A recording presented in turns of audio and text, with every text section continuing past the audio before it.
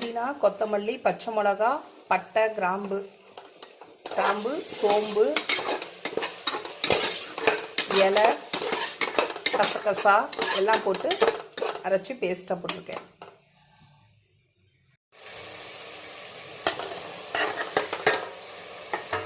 தக்காளி,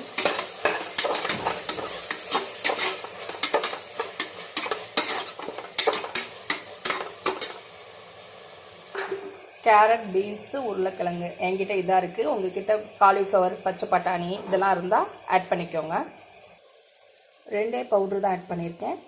1 ஸ்பூன் வந்துட்டு கரம் மசாலா, 1.5 ஸ்பூன் வந்துட்டு பிரியாணி மசாலா, தயிர் ஆட் பண்ணியிருக்கேன் ஒரு சின்ன கப்பு. எல்லாம் மிக்ஸ் பண்ணால் இப்படி தான் இருக்கும். நான் இந்த படியில் வந்துட்டு 1 எடுத்திருக்கேன். இதில் இப்போ 1 ஊற்றிருக்கேன். 2 வந்து இந்த ஜாரு கழுவிட்டு அதில் கொஞ்சம் தண்ணி ஆட் பண்ணி ஊற்றிடுவேன்.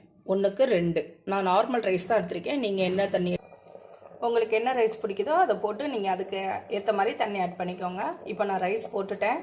தண்ணி வந்து 1க்கு 2 ஊற்றிட்டேன்.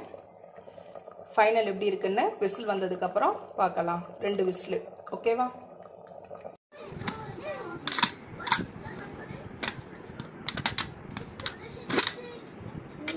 ஃபைனல் இப்படி தான் இருக்குது. சூப்பராக பொலப்பலன்னு க்ரீனிஷாக. நீங்கள் இது மாதிரி செஞ்சு பாருங்கள். பாய்.